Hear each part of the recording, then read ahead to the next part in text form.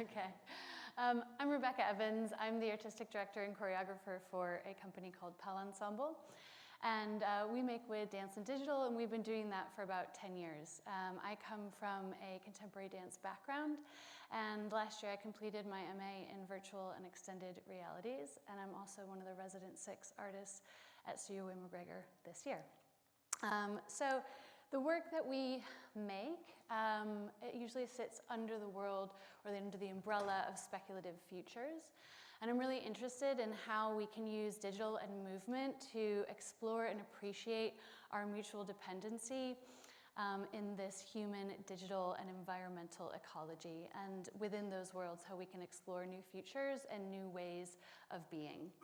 So they usually take on kind of a dystopian or utopian world. They play with time, and they're underpinned by my own neurodiverse perspective, which is interested in different ways of sensing and different types of intelligences, both human and non-human. So this has looked like having the audience on tablets, changing the dance, sound, and projection for our work Upload, Unplug, which was about data and big data corporations and how compliant or not we are within that system. It's also looked like a work called 800 Lifetimes, and this was about kind of modern myth making for a digital age. And this had what the dancers wearing wearable sound technology called Flowfall, and they were able to live feed their voices and sound onto their own wearable, and then they were able to manipulate this sound and move the sound around 360 in the space. That's what this one is here.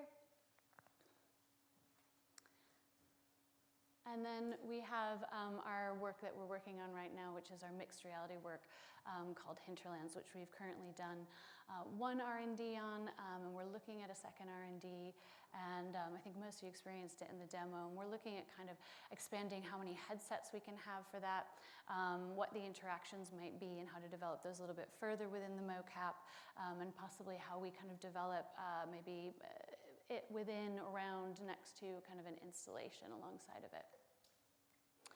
So today I'm just going to lightly touch upon kind of the potentials and challenges that I've kind of found working with digital dance.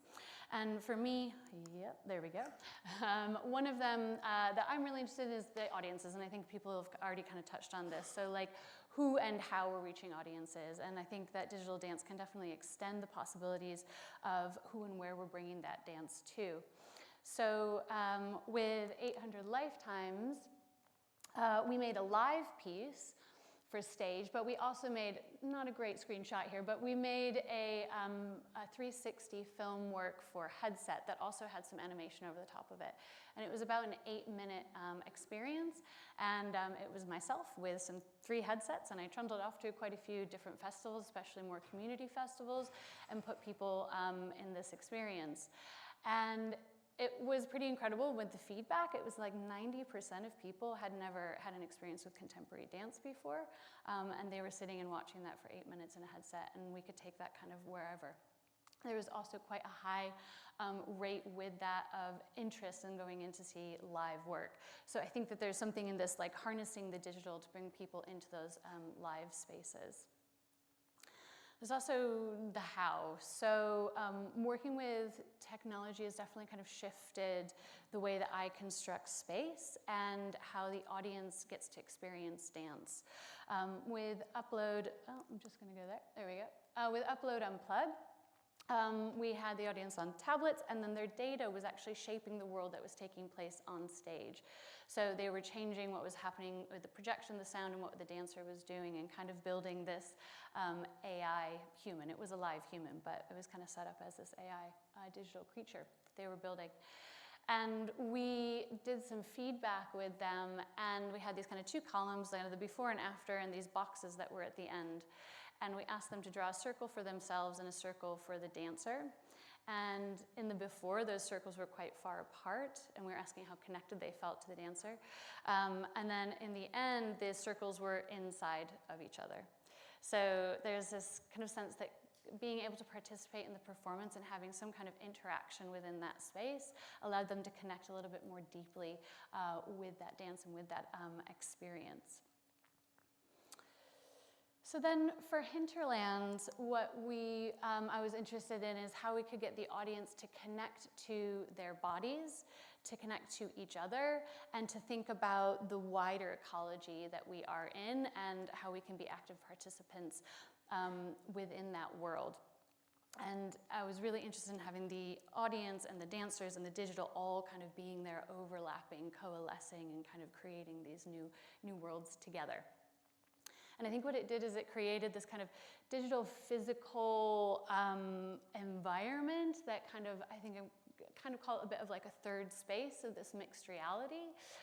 And it really allowed them to connect to their own movements and the dancers. And that kind of looked like, at some points, people running around the space, giggling and laughing.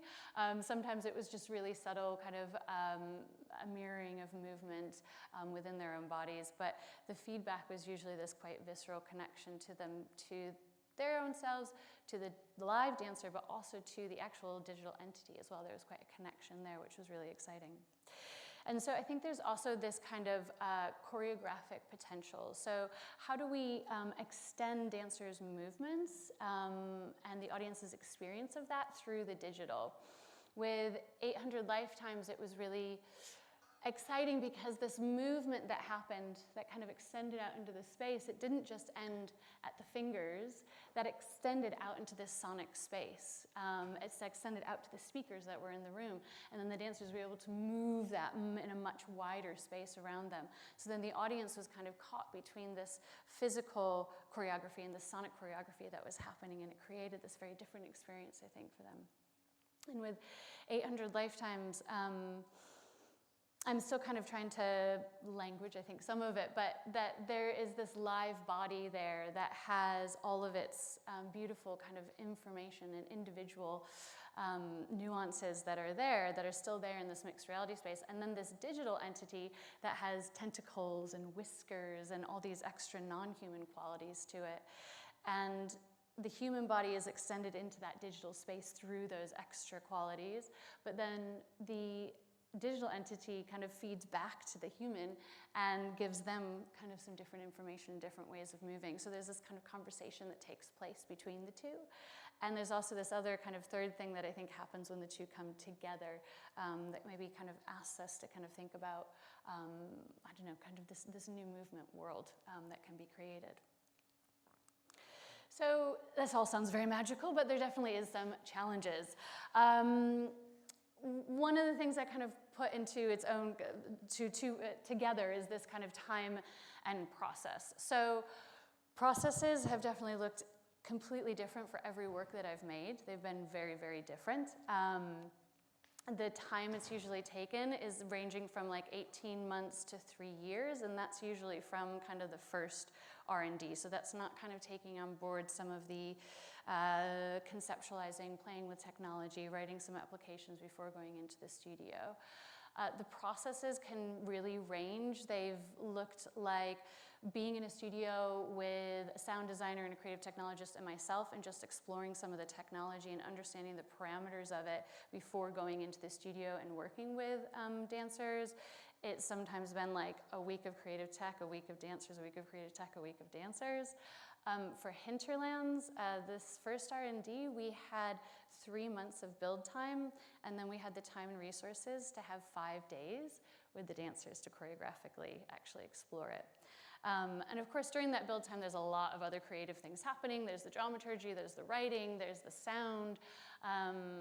But we needed to build that structure before we could actually have the dancers even come in and actually use what we had built and kind of discover that. And I think that there's something within this first R&D often, at least for me, that I've found that it's about finding the right processes for that work and trying to discover the right processes kind of for that work. And that is a challenge for funders because there's unknown processes for unknown outcomes sometimes. I like to borrow, I'm actually going to borrow this from Alex, this your instrument analogy. And I think for me it kind of comes in 3 sections, is that there is this kind of first instrument that you're building, but it has no blueprint. You don't know what it's going to sound like, and you sometimes don't know if it's going to work. And then this kind of second section where you're actually understanding what it does sound like, how do you compose with it, how do you choreograph with it. And then the third section, if you can get to that, is where it kind of really gets refined and you really kind of understand it and all the elements, I think, really come together. So I think the other thing is this kind of tension between the concept and the technology, or the choreography and the technology. And there's definitely a financial and resource tension of that. There's some making process tensions, which I think have been talked about, there's different languages in the space, there's different timelines in the space, there's people working in 2D screen world, there's people working in 3D dance world, and how do you bring those together? But I think for me, it's also about what is creatively driving that process.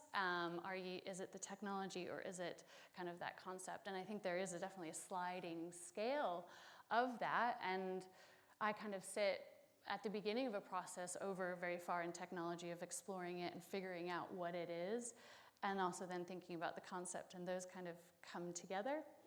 And then once they do, I tend to sit much harder onto the concept side and kind of try to let that really drive that like technological score.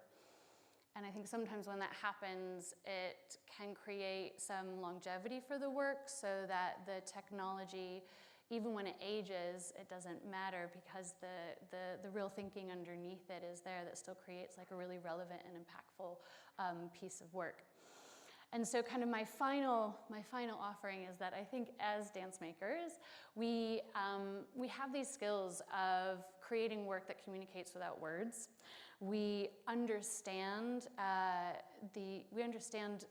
human bodies and our bodies, other people's bodies, and how to center those and work with those in space.